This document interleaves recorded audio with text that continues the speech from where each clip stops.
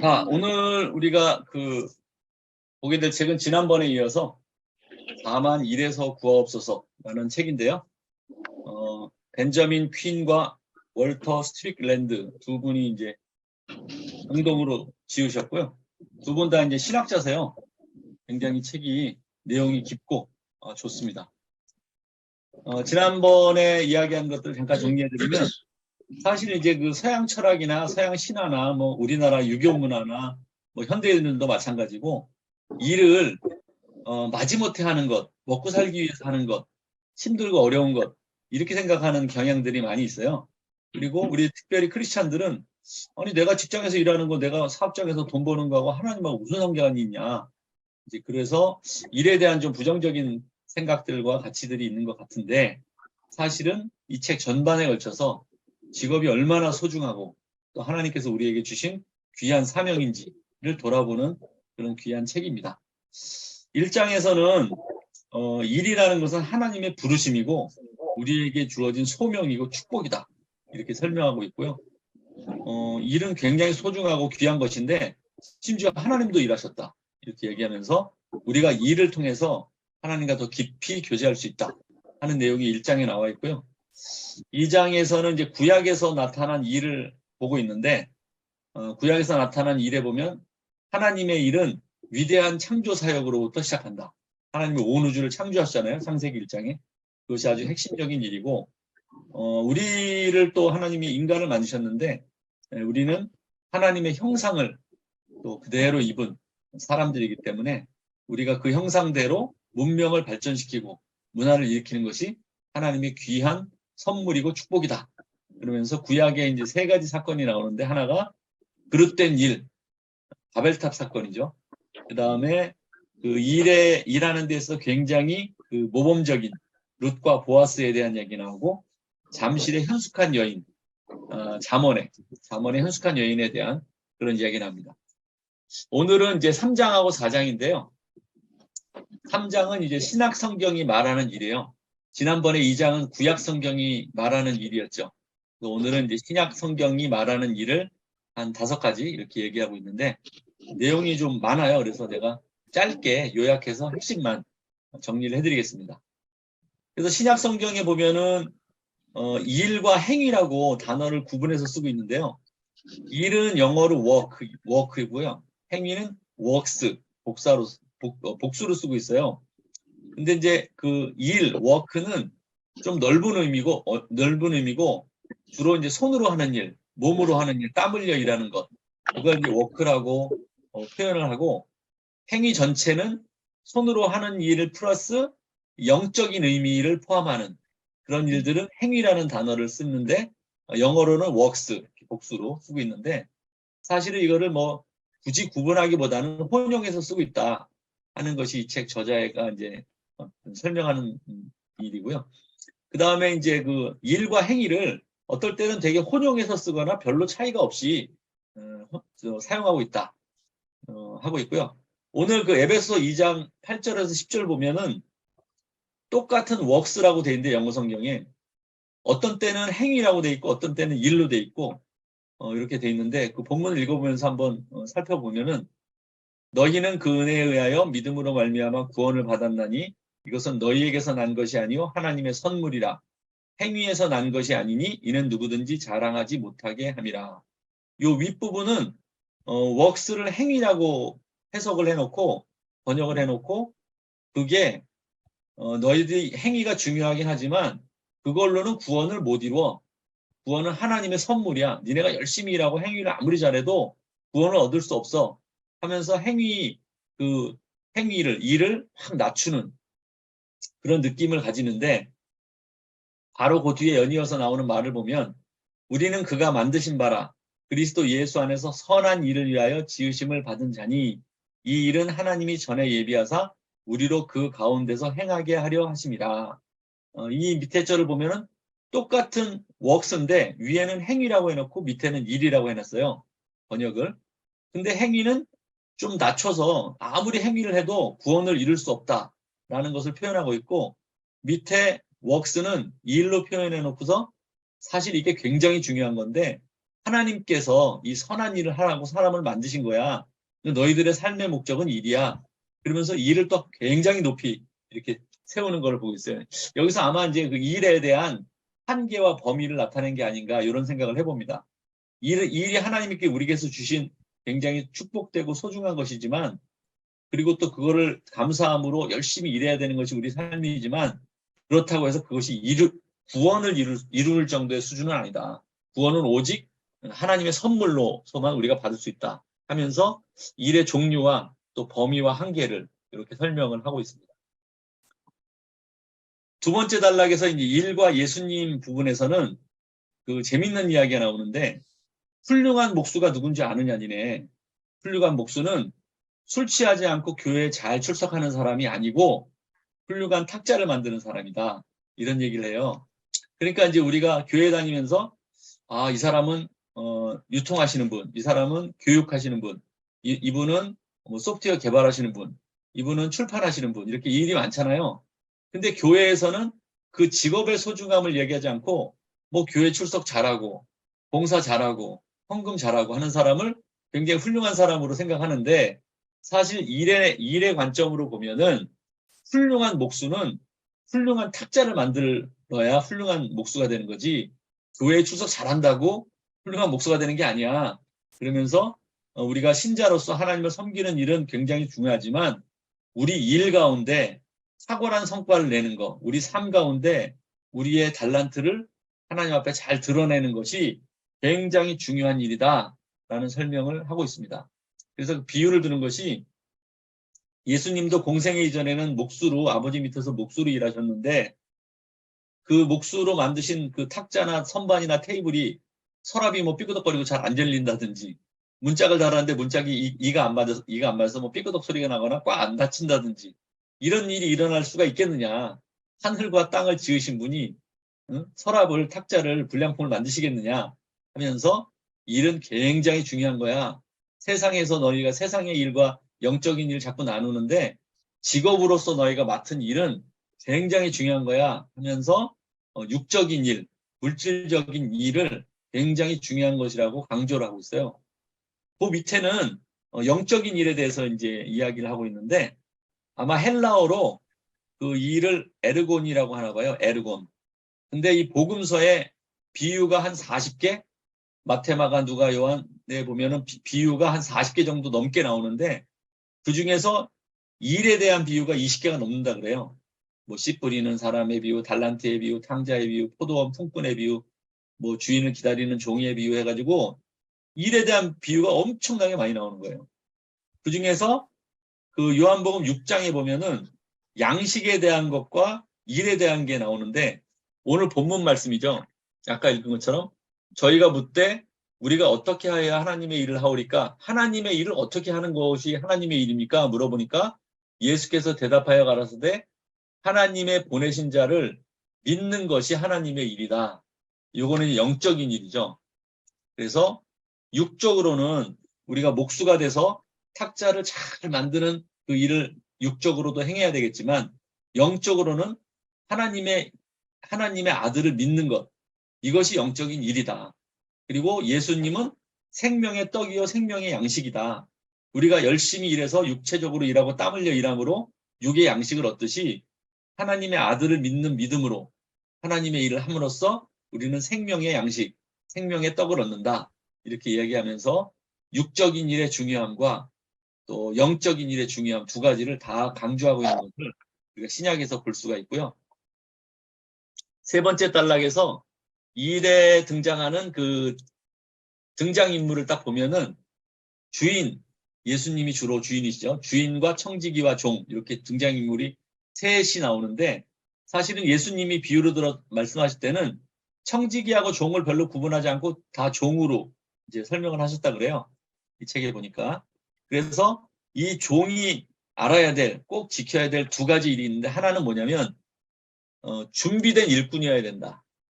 그래서 주인이 우리한테 일을 맡겨놨는데 언제 돌아올지 모른다, 주인은. 그러니까 항상 주인이 언제 돌아올지 모른다는 그런 긴장감과 그런 열심을 가지고 항상 신실된 그런 이 주인이 돼야 되는데, 여기서 특별히 우리 비유에서 강조하는 것은 탁월함을 칭찬한 예는 별로 나오지 않아요. 근데 신실한 거, 성실한 거, 지혜롭게 행한 거, 이런 것들이 주로 예수님의 칭찬을 받는 것을 보면서, 우리가 우월하고 뛰어나고 뭐 그런 것들은 하나님이 주신 달란트마다 조금씩 다르겠지만, 성실함과 하나님 나태하지 않고 부지런함, 이런 것들은 사실은 누구나 다 할 수 있는 덕목이잖아요. 그래서 성실함으로, 신실함으로 칭찬받는 종이 되시기를 축복합니다. 그 다음에 두 번째로 우리가 생각해야 될 것은, 이 종이 모든 종이 갖고 있는 소유물은 다 주인의 것이다 하는 것을 반드시 기억해야 된다, 이렇게 써 있어요. 시간이라든지 재능이라든지 물질이라든지 뭐 어떤 것이든지 내게 속한 모든 것들은 주인이 내가 아니다, 이렇게 생각을 해야 된다. 그래서 그 시간도 뭐 내가 함부로 막 써도 안 되고, 나의 재능도, 달란트도 함부로 막 써도 안 되고, 하나님 뜻에 합당하게 기도하면서 묵상하면서 하나님의 뜻대로 사용되어야 된다. 물질도 뭐 말할 것도 없고요. 그렇게 해서 신약 성경에서 이렇게 이야기하고 있고, 그 다음에 이제 마지막으로 신약 성경에서 강조하고, 이 책이 강조하고 있는 것은 그 바울과 야고보를 대비하면서 일에 대해서 얘기하는데, 바울은 믿음을 강조하고 야고보는 행함을 강조한다고 이렇게 오해들을 하고 있는데, 사실은 그 루터 같은 사람만 하더라도 야고보서를 뭐 지푸라기 같은 복음이다 이렇게 하면서 오직 믿음으로를 강조하는 거지 행함이 믿음을 앞설 수 없다 이렇게 얘기하고 있는데, 이 책의 저자들은 물론 바울이 믿음을 강조한 건 사실이지만 믿음만 강조한 것은 아니다. 믿음에서 시작해서 행위로 옮겨간다. 그래서 데살로니가전서 1장 3절에 보면은 사랑의 수고를 아끼지 말라든지, 골로새서 1장 10절에 보면 합당하게 행하라든지, 또 그 이후에 너희 구원을 이루라 하는 그런 이야기를 서신서를 통해서 끊임없이 하고 있는 것을 보면, 믿음을 강조했지만 믿음에서 끝나는 게 아니라 믿음에서 시작해서 행위로 옮겨가라는 것이 바울의 그 주장이었다면, 야고보는 삶의 열매로 행위를 강조한 것이지 뭐 믿음을 뭐 무시했다거나 행위만 강조했다거나 한 것이 아니고, 결국 바울과 야고보는 둘이 같은 이야기를 한 것인데 어느 관점으로 설명을 하느냐에 따라 조금 차이가 날 뿐이지, 믿음이 중요하고 또한 거기에 합당한 열매를 맺는 행위도 중요하다, 이렇게 설명을 하고 있다고 이 책에서 신약이 성경이 말하는 일들을 써주고 있습니다. 그 다음에 4장에 보면 이제 예수 그리스도와 지혜와 일의 이 삼각관계를 설명하고 있는데요. 그 첫 번째 단락은 예수 그리스도가 지혜라는 것이죠. 그래서 고린도전서 1장 24절에 보면 그리스도는 하나님의 능력이고 하나님의 지혜다. 그래서 예수 그리스도가 바로 지혜고 하나님이 지혜로 온 세상을 창조하셨다. 요한복음에도 이렇게 나와 있죠. 태초에 말씀이 계셨는데 그 말씀이 하나님과 함께 계셨고 그 말씀이 곧 하나님이시다. 그래서 하나님이 말씀으로 온 우주 만물을 창조하셨다. 이렇게 이제 예수 그리스도가 지혜 그 자체시라는 거. 그리고 목공 장인이 또 서예 작품이나 예술 작품에 그 다 작품이 끝나고 나면 그 낙관을 찍고 서명을 하잖아요. 그렇듯이 그리스도의 모든 창조물에 놀라운 하나님의 섭리, 흔적을 남기셨다. 그래서 뭐 사실 우리 자연 만물을 생각해 보면 어마어마하게 그 신비롭고 정말 그 놀랍잖아요. 뭐 그 거미집을 짓는 거미, 그 끈이잖아요, 끈. 그게 얼마나 단단한지 몰라요. 그리고 얼마나 그 바람에나 비에도 끊어지지 않고, 잠자리 같은 눈 보면은 카메라보다 더 정밀하고 뒤통수에 빼놓고는 360도를 거의 다 봐요, 잠자리가. 그래서 잠자리 잡기 힘들잖아요. 이제 그런 뭐 나무든지 꽃이든지 열매든지 과일이라든지 그런 걸 보면은 모든 창조물에 그 예수 그리스도의 지혜로 만든 어마어마하게 귀한 흔적들이, 그런 섭리들이 남아있다 하는 것들을 우리가 생각해 볼 수 있고요. 그 다음에 두 번째 단락에서는 세상 속의 지혜 그래가지고 모든 피조물의 창조주의 지혜가 내장되어 있는데, 그게 이제 만물에만 국한된 것이 아니고 특별히 우리 인간, 우리 성경적 세계관에서 공부했지만 하나님의 형상을 담아 놓으신 거죠. 우리 인간은. 그래서 이미지 오브 갓, 이마고 데이 그래가지고 우리 인간은 상상할 수 없는 놀라운 영성이 있는 거죠.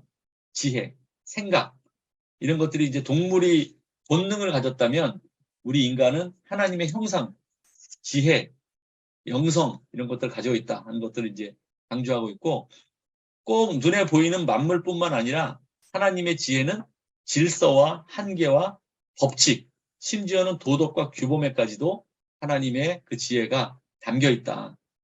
그래가지고 우리 저 C.S. 루이스의 옛날에 그 인간 폐지라는 책이 있고 그 순전한 기독교 이런 책에 보면은 희한하게 온 인류가 공통적으로 가지고 있는 생각이 있는 거예요. 누가 가르쳐주지 않았는데 예를 들자면 뭐 손님 나그네를 대접한다든지 아니면 부모를 공경한다든지 생명은 그 아무리 작은 것이라도 소중히 여긴다든지 이런 것들은 누가 가르쳐주지 않았는데 동양이든 서양이든 불교든 유교든 뭐 이슬람교든 기독교든 공통적으로 가지고 있는 거예요. 이 지혜와 이 법칙과 도덕과 규범 같은 것들이 이건 어디서부터 왔느냐? 예수 그리스도의 지혜로부터 왔다. 이렇게 설명을 하고 있습니다. 그래서 우리의 삶을 지혜의 길로 설명을 하고 있는데 우리의 삶의 길을 어떻게 잘 갈 수 있나? 우리의 삶의 길을 지혜의 길로 만들려면 어떻게 해야 되나? 봤더니 출발점과 종착점으로 설명을 하는데 우리의 삶의 지혜의 길, 우리의 인생의 지혜의 길은 여호와를 경외함이 출발점이다. 그 다음에 종착점은 텔로스라고 하는데 종착점은 이웃사랑을 실천하는 것이다. 그래서 여호와를 경외함으로부터 출발해서 결국은 우리 삶 가운데 이웃사랑을 실천하는 것이 종착점이 되어야 된다. 그것이 바로 하나님께서 원하시는 일이다. 이렇게 설명을 하고 있고요. 그 다음에 이제 마지막 그 단락에서 일터에서의 지혜에 대한 설명을 하고 있는데요. 그 우리가 보통 이제 교회에 나가는 것, 교회에서 봉사하는 것, 선교하는 것, 그 종교에 관련된 것은 선하고 세상에 그 우리의 직업, 우리의 일, 땀 흘려 일하는 것 이런 것들은 좀 그 천하다. 그렇게 자꾸 이제 나누는데 성경은 절대 그렇게 말하고 있지 않다. 그래서 우리 마르틴 루터 형님도 그 종교개혁을 하면서 몇 번 뭐 말씀드렸지만 그 신부가 사제가 미사를 집전하는 것과 농부가 밭에서 씨를 뿌리는 것 둘 다 아주 소중한 일이다. 둘 다 그 레벨이 같다는 거죠. 수준이. 둘 다 공통이다. 아주 귀한 일이다. 둘 다. 높고 낮음이 없다. 이렇게 이제 설명하고 있고요. 그래, 그 다음에 이제 복음 증거하고 제자 양육하는 거 대비 선행과 사랑과 자비를 이웃에게 베푸는 거 어느 게 더 중요하냐? 이것이냐 저것이냐 묻는다면 이것이냐 저것이냐 문제가 아니고 이것과 저것 둘 다의 문제다. 둘 다 소중하게 생각해야 된다. 높낮이가 없다. 둘 다 거룩하다. 이렇게 얘기를 하고 있습니다. 마지막으로 이제 그 일터의 지혜에서 예화를 하나 들었는데 그 예화가 어떤 거냐면 이제 트럭 기사의 예화를 들었어요. 트럭 기사가 어떤 사람은 트럭 기사 당신이 이제 무슨 일을 하고 있습니까? 물어보면 뭐 몰라요? 택배 일 하지. 화물을 여기서 받아다가 저기다 전달하는 거 그거 하는 거예요. 이렇게 보르는 사람이 이제 1단계 사람이에요. 2단계 사람은 그보다 조금 위죠. 하나는 그 이 트럭을 몰면서 화물을 전달하고 이 그 대가를 통해서 우리 가족을 부양하고 있어요. 이렇게 얘기를 하는 거고 이제 3단계는 일하면서 이웃들에게 많은 도움을 주는 거는 기본적인 자기의 일이지만 내가 굉장히 많은 사람들을 만나고 있어요. 그래서 그 사람들을 만나서 따뜻하게 인사하고 뭐 짐 전하는 거, 그 배송하고 운송하는 거 빼고도 이웃들이 필요를 물어보고 그 사람들이 필요한 것이 내가 도움이 된다면 항상 도움을 주려고 또 노력하면서 이웃과 많이 접촉하면서 사랑을 실천하고 있어요. 이렇게 세 부류의 사람이 있다는 거죠. 제가 예전에 한번 말씀드린 걸 기억하시는지 모르겠는데 그 석공이에요. 석공. 돌을 쪼아가지고 건축물 짓는 그 석공들이 이제 막 돌을 쪼아서 일하고 있는 그 사업장을 간 거예요. 그래가지고 이제 한 사람이 이제 가면서 물어보는 거예요. 첫 번째 만난 석공한테 아, 당신은 무슨 일 하고 있습니까? 그랬더니 그건 몰라요? 노가다 하는 거? 먹고 살아야 될 거 아니에요? 이렇게 하는 거예요.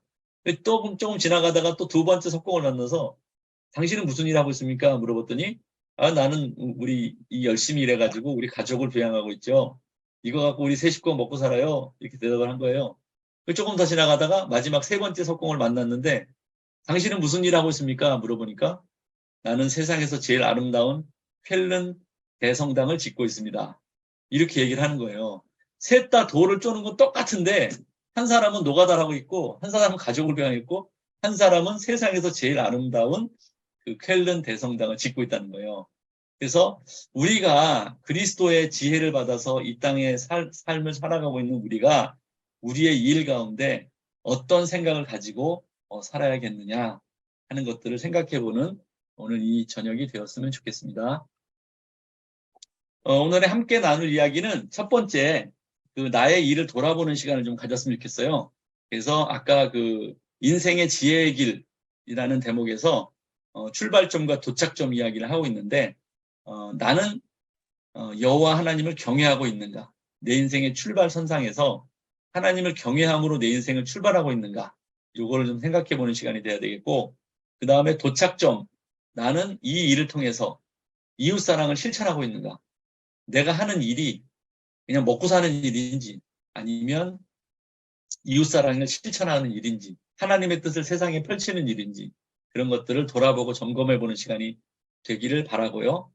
오늘 그 토론은 두 번째 가지고 토론을 해보겠는데 아까 마지막으로 말한 그 트럭 기사와 석공 이야기를 돌아보면서 나는 돈 벌기 위해서 일을 하고 있는 단계인가 아니면 가족을 부양하기 위해서 일하고 있는 단계인가 아니면 이웃사랑을 실천하기 위해서 이 모든 일을 하고 있는가 이 세 종류의 세 부류의 일 중에서 나는 어디에 속해 있고 왜 그런가 앞으로는 어떻게 살아야 되는지 하겠는가 뭐 이런 것들을 함께 나눠보고 토론해보는 그런 시간을 갖도록 하겠습니다.